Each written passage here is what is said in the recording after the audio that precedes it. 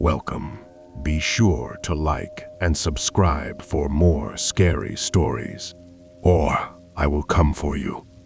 If anyone would like early access to my latest stories and an ad-free listening experience, consider becoming one of the Curator's disciples. The link is in the description below. Finally, a reminder that all stories are available on my podcast. The Curator Dark Web Horror Anthology is available on Spotify and Apple Podcast. Without further ado, today's story, Impaler of the Dark Markets, by the Curator. I guess I should start from the beginning. My name is Danny, and I'm 29 years old. Well, I was 29 when this all started happening. Now I'm not really sure what I am anymore, or if I'll even make it to C30. Let me back up and tell you about my life before everything went to complete hell. I've been selling on the dark web for about 3 years now. Nothing too crazy, mostly just stolen credit card info, some fake IDs, that sort of thing. I'm what you'd call a mid-level vendor. Not one of the big fish moving kilos of drugs or weapons, but not some amateur either. I had a decent reputation on the forums, good feedback scores, regular customers. It was a living, you know. My setup was pretty standard. I had this crappy one-bedroom apartment in a rundown part of Detroit. The kind of place where nobody asks questions, and the walls are thin enough that you can hear your neighbors fighting every night. Perfect for someone who needs to stay invisible. I had 3 different laptops, all running through VPNs and Tor browsers. I'd rotate between them randomly, never using the same one 2 nights in a row. Paranoia keeps you alive in this business. Every night, around 11 p.m., after most normal people were asleep, I'd fire up my systems and dive into the forums. The dark web never sleeps, but it definitely has peak hours. Late night is when the serious business happens. That's when the big vendors post their new stock, when the marketplace admins make announcements, when deals get made that could set you up for months or get you killed. I remember this one particular night in October. It was a Tuesday, I think. I just finished a decent-sized transaction, moving about 200 stolen credit cards to a buyer in Eastern Europe. Good profit margin, clean transaction, no red flags. I was feeling pretty good about myself, maybe even a little cocky. That's always when things go wrong in this business. I was browsing through one of the main vendor forums, just catching up on gossip and seeing if any new opportunities had popped up. The usual stuff was there. People bragging about scores, complaining about law enforcement crackdowns, sharing tips about new security measures. But then I started noticing something different in the posts. There were these whispers, you know. Not direct posts, but comments buried deep in threads. People mentioning someone called Marlowe. At first, I thought it was just another vendor trying to build up some mystique around their brand. That happens a lot. Some kid starts selling and wants to sound scary and mysterious to attract customers. But the more I read, the more unsettled I got. These weren't marketing posts. These were warnings. People were scared. Really scared. Veterans of the scene, guys who'd been around since the original Silk Road, were talking about staying offline for a while. That's when you know something serious is happening. Then I saw the photo. Someone had posted it in a thread about vendor safety, buried about 30 comments deep where most people wouldn't scroll. It showed a body, and I'm not talking about some clean Hollywood death scene. This person had been impaled, like literally run through with what looked like a metal spike or rebar. The image was grainy and dark, but you could see enough detail to know it wasn't some movie prop or Photoshop job. Most people in the comments were calling it fake, saying it was just someone trying to scare people or create drama. But there was something about that photo that made my skin crawl. Maybe it was the way the shadows fell, or the fact that whoever took it had been close enough to capture the look of terror that was still frozen on the victim's face. This wasn't some random gore image pulled from the internet. This felt real. This felt personal. The forum started feeling different after that night. The usual bravado and tough talk seemed forced. People were logging off earlier. Response times to messages got longer. It was like everyone was holding their breath, waiting for something to happen but not knowing what. It started slow at first. You know how it is on these sites. People come and go all the time. Vendors disappear for weeks, then pop back up with some excuse about law enforcement breathing down their necks or whatever. So when Silk Road Sammy went dark for 3 days straight, I didn't think much of it. Sammy was this guy who sold mostly pills and some harder stuff. Had been around for like 2 years, solid reputation, never missed a message. His last post was Tuesday night, something about a big shipment coming in. Then nothing. By Friday, his entire storefront was gone. Not suspended, not banned, just gone, like he never existed. That's when the first photo showed up. Someone posted it in one of the general forums with no explanation. Just a single image that made my stomach drop. It was a kitchen. Looked like any normal suburban kitchen you'd see on a house hunting show. White cabinets, granite countertops, one of those fancy stainless steel fridges. Except the walls were painted red. Not with paint. There was so much blood splattered across everything that it looked like someone had taken a fire hose filled with the stuff and just sprayed it everywhere. The kitchen island had these dark stains that pooled and dripped onto the tile floor. But what really got me was the family photos still hanging on the walls, now covered in droplets of red. The post got deleted within an hour, but screenshots were already circulating. People were saying it was fake. Had to be. Some movie set or elaborate prank. I wanted to believe that too. Then Chemical Charlie went silent.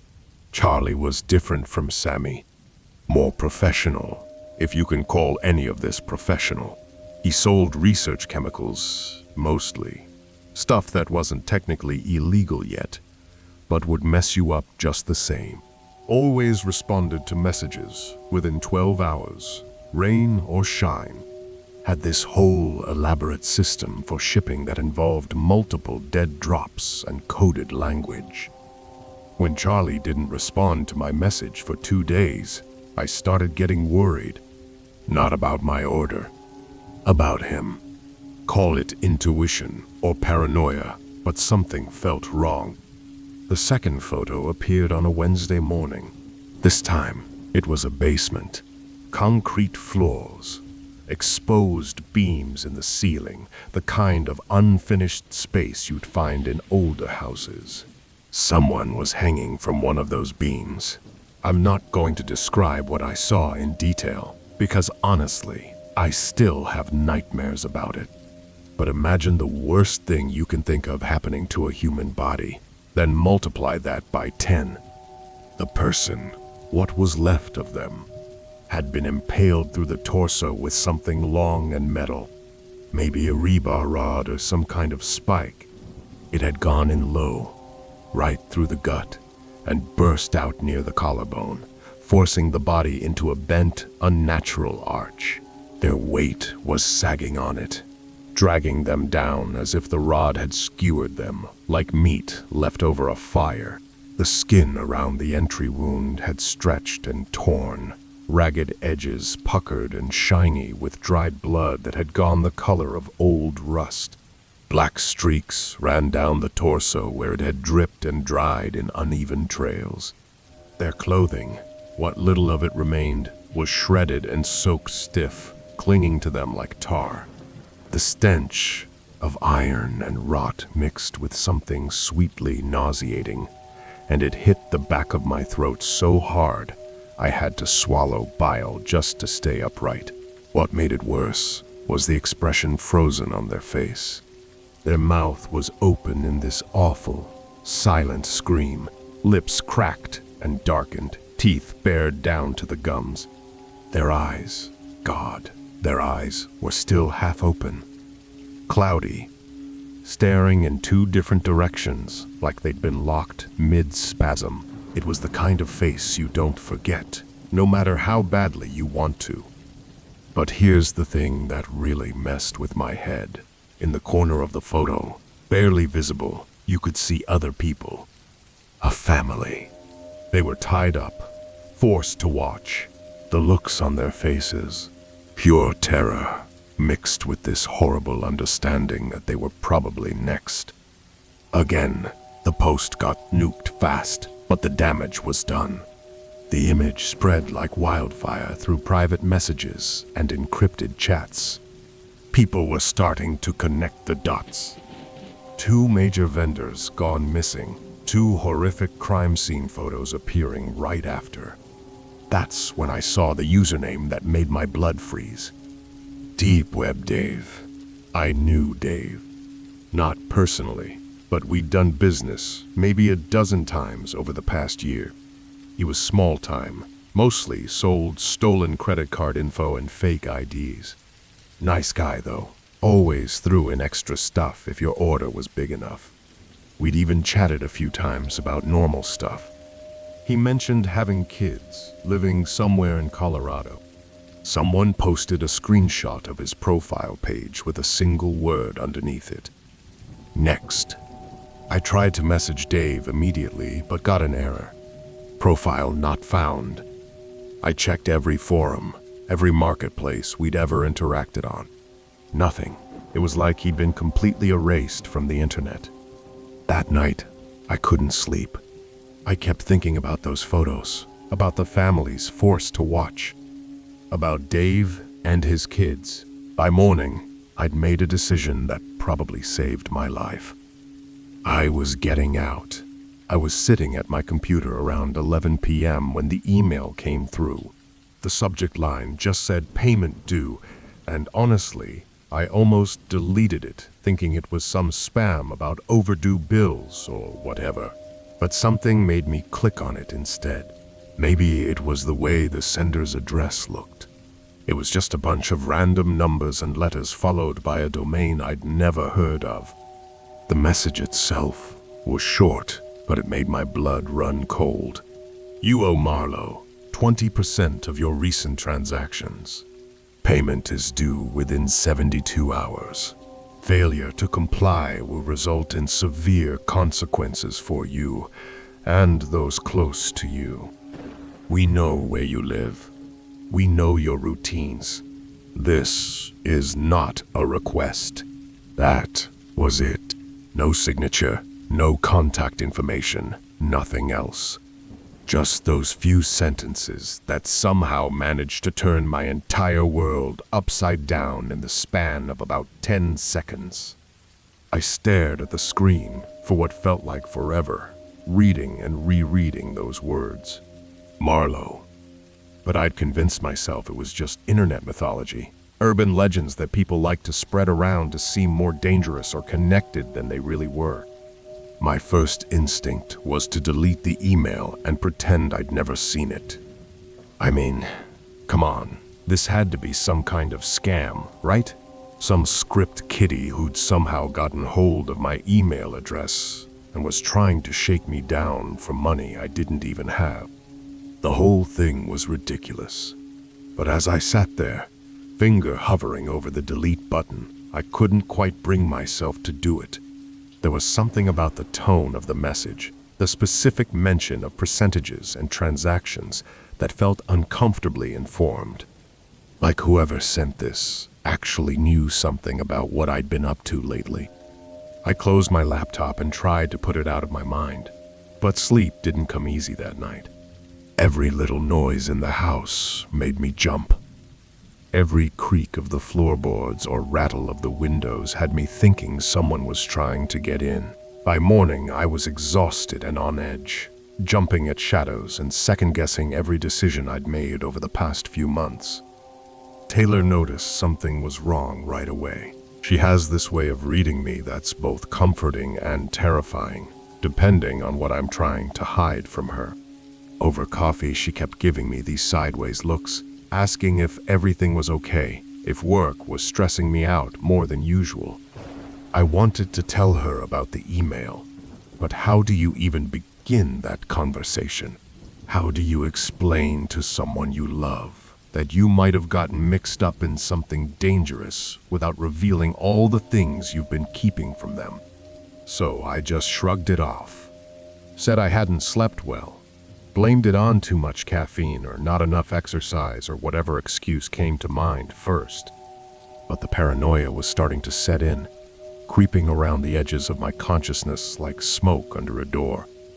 I couldn't sleep for 3 days straight after seeing that video. Every time I closed my eyes, I saw that spike going through that guy's chest, heard his screams echoing in my head. But I needed answers. I needed to know what I was dealing with. That's when I decided to dig deeper into the dark web. I mean, way deeper than I'd ever gone before. I used every connection I had, every forum link, every hidden service I could find. I was looking for anything about Marlowe, anything about people who'd encountered him and lived to tell about it. It took me almost a week of searching through the darkest corners of the internet before I found it.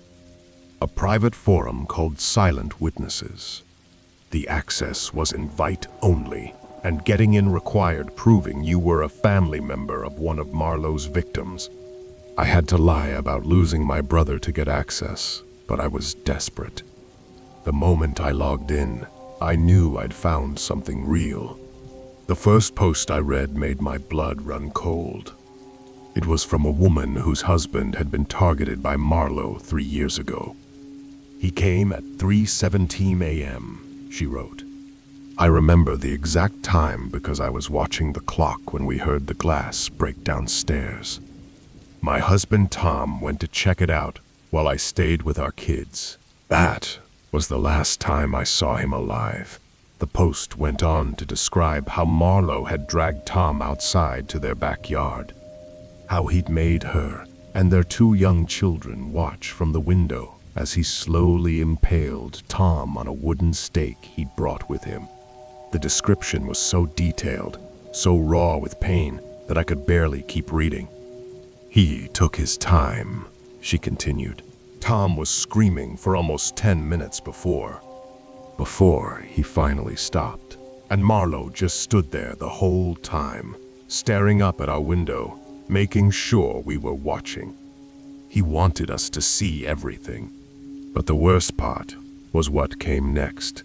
She explained how Marlowe had left Tom's body there for exactly 72 hours before coming back to collect it. During those 3 days, he'd sent increasingly threatening messages to her phone, demanding payment for services rendered. The amount kept doubling every day she didn't pay. On the 3rd day, I finally paid him, she wrote, $20,000, because I was terrified he'd come back for my children next. And you know what the sick part is? He sent me a thank you message afterward. Like this was all just business to him. I scrolled through dozens of similar stories, each one more horrifying than the last. There was Mark, whose teenage daughter had been impaled in their driveway while the family watched helplessly from inside. There was Linda, whose elderly father had been targeted after he'd stumbled across some illegal activity online. Every story followed the same pattern. Marlowe would break in late at night, always between 3 and 4 a.m. He'd target one family member, usually the breadwinner or someone the family cared about most. He'd drag them outside and slowly impale them on a wooden stake while forcing the family to watch. Then he'd leave the body for exactly 72 hours, while demanding increasing amounts of money. And here's the thing that really got to me. Every single survivor had the same advice for newcomers to the forum. It was repeated over and over again in almost every thread. Just pay. Don't try to fight him. Don't call the police. Just pay whatever he asks and pray he leaves you alone. One guy named Robert had written an entire guide about dealing with Marlowe. I've been researching him for 2 years since he killed my wife, he explained. The police are useless. He's too careful, too smart. He never leaves evidence that can be traced back to him. And the few times someone has tried to fight back or refused to pay, he's escalated. He's come back for other family members. Children, elderly parents, anyone vulnerable. The more I read, the more real this all became. These weren't internet trolls or creative writers. These were real people sharing real trauma. The details were too specific, too consistent, too painful to be fake. And the worst part was realizing that I was now part of this world, whether I wanted to be or not. I'd seen his work. I had his attention. And according to everything I was reading, that meant I was already marked. The warehouse sat in the industrial district like a tomb. I pulled up to the rusted gate at exactly midnight, my hands shaking as I turned off the engine. The place looked abandoned from the outside. Broken windows, graffiti tags covering the walls, weeds growing through cracks in the concrete. But I knew better. This was where Marlowe conducted his business. I walked through the entrance, my footsteps echoing in the vast empty space. The air smelled like motor oil and something else. Something metallic that made my stomach turn. Then I saw him. Marlowe stood in the center of the warehouse under a single hanging light bulb. He was nothing like what I expected. Instead of some street thug or gang leader, he looked like he belonged in a boardroom. Perfectly tailored black suit, not a wrinkle in sight. His hair was slicked back with precision, and his shoes were polished to a mirror shine. He was maybe 40 years old, average height, with the kind of face you'd forget in a crowd. Except for his eyes. Those pale blue eyes that seemed to look right through you. "You must be the journalist," he said, his voice calm and measured. No accent I could place, just neutral, professional. I appreciate punctuality. I nodded, not trusting my voice. My mouth felt like sandpaper. "Please, sit." He gestured to a metal folding chair that definitely wasn't there when I walked in. I sat down, noticing how the chair was positioned so the light would shine directly in my face while leaving him partially in shadow. "You want to know about my business?" he continued, clasping his hands behind his back. "Most people think what I do is about money, drugs, weapons, human trafficking. They assume it's all about profit margins and market share. They're wrong." He began to pace slowly, his footsteps measured and deliberate. "What I deal in is fear. Pure, concentrated terror. Money is just how we keep score." I finally found my voice. "What do you mean?" Marlowe smiled, and something cold crawled up my spine. "Fear is the most powerful currency in the world. More valuable than gold, more addictive than any drug. When someone truly fears you, when they know with absolute certainty that you can reach them anywhere, anytime, they become completely compliant." He stopped pacing and looked directly at me. "Take families, for instance. A man might be brave enough to resist torture, to endure any pain you inflict on him personally, but threaten his wife, his children. Suddenly he becomes very reasonable. Family members aren't just people. They're leverage. Living, breathing pressure points. The way he said it, so matter-of-fact, like he was discussing the weather, it made my blood run cold. "I've spent years perfecting the art of psychological manipulation," he continued. "It's all about understanding what someone values most, then demonstrating your ability to take it away. The beauty is, once you establish that fear, once they truly believe you can reach anyone, anywhere, you rarely have to follow through. The threat becomes self-sustaining." I thought about my own family, my wife, Taylor, my 2 kids. Did he already know about them? "You're wondering if I know about your family," he said, as if reading my mind. "Taylor works at the elementary school. Your daughter, Emma, is in 3rd grade. Your son, Jake, just started kindergarten. They drive a blue Honda Civic with a small dent in the rear bumper from when Taylor backed into the mailbox last month." My heart stopped. Marlowe gestured toward a side door I hadn't noticed before. My stomach dropped as he opened it, revealing a small concrete room that looked more like a cell than anything else. The smell hit me first. Blood, sweat, and something else I couldn't identify but made my throat burn. Inside, there was a man tied to a metal chair. His face was swollen beyond recognition, one eye completely shut, the other barely open and staring at nothing. Blood had dried in dark streaks down his chin and onto his torn shirt. His breathing was shallow and ragged, like each breath might be his last. "This gentleman here," Marlowe said, his voice as calm as if he were introducing me to a business colleague, decided he could undercut our prices by 50%. Thought he could move his product through our territory without paying the proper respect. The bound man's good eye focused on me for a moment, and I saw the terror there. Pure, animalistic fear. He tried to speak through the gag, but only managed muffled sounds that made my skin crawl.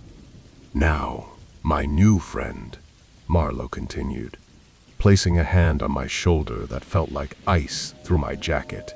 "I need to know where your loyalties lie.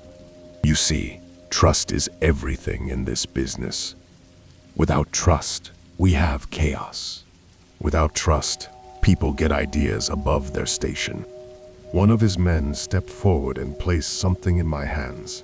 It was heavy, cold, and when I looked down, I nearly dropped it. A hammer. Not just any hammer. This one was stained dark along the handle and head. "Simple test," Marlowe said, his smile never wavering. "Prove to me that you understand the rules of our little community. Show me that you can follow orders without question. Break his fingers. All of them." One by one, the room started spinning. I could hear my heartbeat in my ears, could taste bile rising in my throat. The man in the chair was looking at me now, shaking his head frantically, trying to plead through the gag. I can't," I whispered. Marlowe's expression didn't change, but something shifted in his eyes. Something darker. "Of course you can. It's really quite simple. Lift the hammer. Bring it down. Physics, really. Please, My hands were shaking so badly I could barely hold the hammer. "You know," Marlowe said conversationally, "Taylor has such lovely fingers. Piano fingers, I'd call them. Long, delicate. It would be such a shame if something happened to those beautiful hands." The threat hit me like a physical blow. Taylor. They knew about Taylor. How did they know about Taylor? I raised the hammer with trembling hands, the weight of it feeling like it would pull me into hell itself. The bound man's eye went wide with terror as he saw me lift it. But I couldn't do it. I just couldn't. The hammer slipped from my numb fingers and clattered to the concrete floor with a sound that seemed to echo forever. Marlowe sighed like a disappointed teacher. "I see. Well, I suppose we all have our limitations." He nodded to one of his men, who stepped forward and picked up the hammer. What happened next? I've tried to forget it 1,000 times. But those sounds, those awful wet sounds mixed with muffled screaming, they're burned into my memory forever. I thought I understood fear before that night. I was wrong. What Marlowe showed me next wasn't just about punishment. It was about advertising. He pulled out this laptop, old and beaten up, but it worked. The screen flickered to life, and I could see he was logged into some forum I'd never heard of. The interface was dark, almost black, with green text that hurt my eyes to look at. He scrolled through what looked like a marketplace, but instead of products, there were videos. Hundreds of them. Each thumbnail showed a person, and underneath was a title that made my stomach turn. Lesson in respect. Day 3, or final warning to vendor, 7829, or worse things I can't even repeat. My hands started shaking when I realized what I was looking at. This wasn't just some sick collection. This was his business model. Every person who crossed him. Every dealer who held back money. Every idiot who thought they could outsmart the system. They all ended up here, documented, cataloged, shared. Marlowe clicked on one video, and I wanted to close my eyes, but I couldn't. The footage was grainy, shot from a fixed camera angle, but clear enough to see everything. Some guy, maybe in his 20s, tied to a chair in what looked like the same basement I was sitting in. The timestamp showed it was from 3 weeks ago. I watched as the Marlowe in the video, took his time, started with just talking, explaining to the camera and to the victim what was going to happen and why. The guy was crying, begging, promising he'd get the money. But Marlowe wasn't interested in promises anymore. He pulled out a knife, nothing fancy, just a regular kitchen knife, and started making small cuts. Precise, calculated. Each one designed to hurt, but not kill. The victim's screams filled the room, and I realized the audio quality was surprisingly good. Professional, almost. Like this whole thing was set up specifically for recording. Marlowe paused the video and looked at me. "You see the production value?" he asked, like we were discussing a movie. "Good lighting, clear audio, multiple angles. This isn't amateur hour. This is my brand." He scrolled down to the comments section, and my blood went cold. Dozens of responses, people praising the work, requesting more, some even placing orders for custom content. I realized this wasn't just about sending a message to dealers in our area. This was global. People from all over the world were watching these videos, learning what happened when you crossed Marlowe. It was the most effective marketing campaign I'd ever seen. Who would dare steal from someone when they could watch exactly what happened to the last person who tried? He showed me the view counts. Hundreds of thousands. Some videos had over 1 million views. Each video generates revenue. Subscription fees, pay-per-view purchases, custom requests.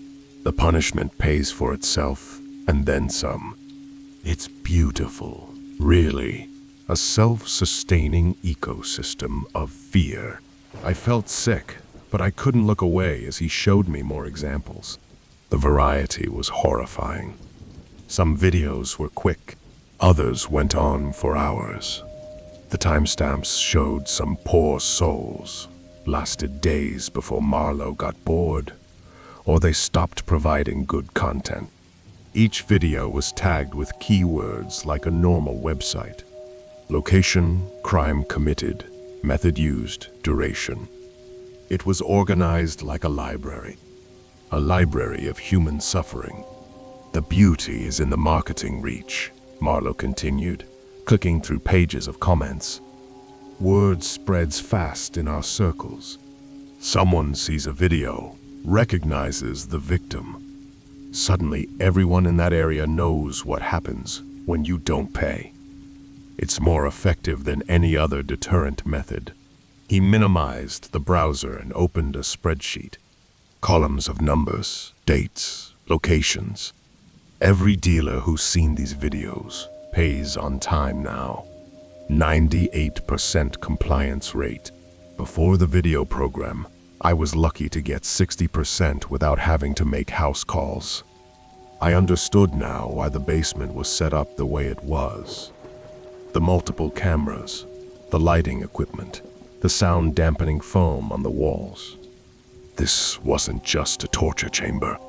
It was a production studio, and I was sitting in the middle of it, knowing that my name was probably already on his list for the next episode. 3 weeks passed after that night in the warehouse. 3 weeks where I barely left my apartment except to grab food from the corner store. I kept telling myself I was safe now, that somehow surviving that nightmare meant I was in the clear. God, how wrong I was. I'd been checking Reddit obsessively, scrolling through news feeds, waiting for some story about bodies found in an abandoned warehouse. But nothing came up. It was like that whole thing never happened. Like those people just vanished.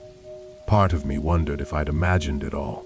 But the bruises on my ribs and the way I still jumped at every sound told me otherwise. Then came Tuesday morning. I was making coffee when my phone started buzzing with notifications. Text after text from numbers I didn't recognize. My stomach dropped as I read the first one. Saw the video, you sick freak. My hands shook as I opened the next message. It was a link to some anonymous video sharing site. The thumbnail showed a grainy image of what looked like a warehouse interior. My heart stopped. I knew that place. I clicked the link with trembling fingers.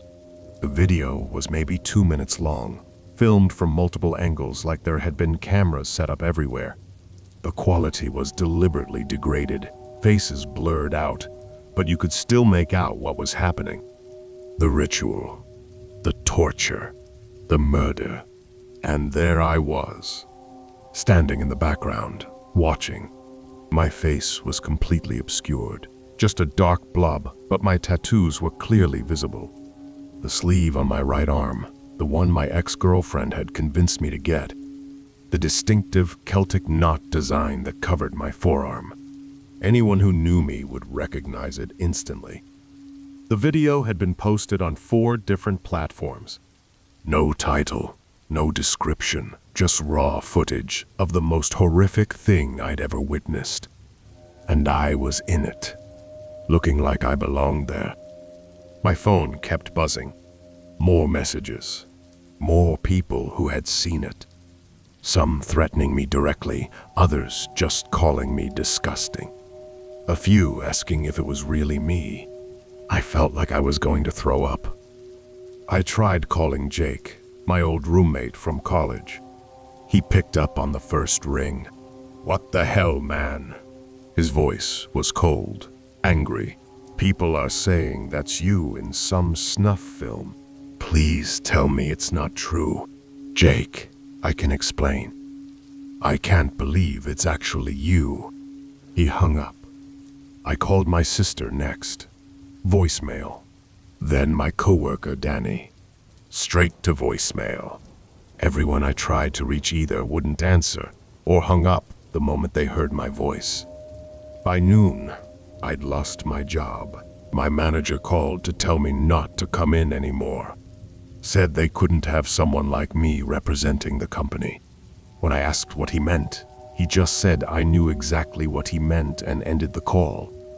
I spent the rest of the day hiding in my apartment, curtains drawn, trying to figure out how this happened. Who had recorded it? How did they get such clear footage? And why release it now, weeks later? Then I remembered Marlowe's words from that night, about how I belonged to him now, about how there was no going back. This wasn't random. This was deliberate. He'd made sure I was visible in those recordings. Made sure my tattoos could be identified. He'd turned me into a pariah, cut off from everyone I knew. As evening approached, I heard footsteps in the hallway outside my door. Heavy boots, multiple sets. My blood turned to ice. I crept to the peephole and saw 3 men standing there, not cops. These guys looked military, all black clothing and tactical gear. They knocked. Hard, authoritative raps that echoed through my apartment. "Open up," one of them called. "We just want to talk." I backed away from the door, my heart hammering. These weren't law enforcement. They moved wrong, stood wrong. And after everything I'd seen, I knew exactly who they worked for. I knew this day would come, eventually. Deep down, I always knew Marlowe would find me. But knowing something and being prepared for it are 2 completely different things. I was never prepared for what happened next. The knock on my apartment door came at 3:17 a.m. I remember the exact time because I was staring at my phone, unable to sleep for weeks now. Ever since I posted that warning on the forum about Marlowe's operation, I'd been looking over my shoulder constantly. My girlfriend Taylor was asleep next to me, completely unaware of the nightmare I dragged us both into. When I heard that soft, almost polite knocking, my blood turned to ice. Nobody knocks like that at 3 a.m. unless they're trying not to wake the neighbors. Unless they want to keep things quiet. I slipped out of bed as quietly as I could, grabbed the baseball bat I'd been keeping by the nightstand, and crept toward the front door. My hands were shaking so badly I could barely grip the bat. Through the peephole, I saw 3 figures standing in the hallway. The lighting was dim, but I could make out their faces clearly enough. The man in the center was tall, maybe 6'3", with perfectly styled dark hair and wearing what looked like an expensive suit. Even through the distorted view of the peephole, I could see his eyes, cold, calculating, completely devoid of any human warmth. I knew immediately it was him. Vincent Marlowe, the Impaler himself. The 2 men flanking him were obviously muscle. Big guys in dark clothing, the kind of people you don't want to meet in a well-lit place, let alone a dark hallway at 3 in the morning. One of them had visible scars running down the left side of his face, and the other had hands that looked like they could crush a man's skull without much effort. Marlowe raised his hand and knocked again, the same soft, patient rhythm. Knock, knock, knock. Then he spoke, and his voice was exactly what I'd expected. Smooth, educated, but with an undertone that made my skin crawl. It was the voice of someone who was used to being obeyed without question. The voice of someone who enjoyed inflicting pain. He said my name, my real name, not the username I'd been using on the forums. That's when I knew for certain that everything I'd feared was true. He'd found me. He knew who I was, and he was here to finish what he'd started with all the others. This is the Curator. I hope you've enjoyed today's scary story. Until next time.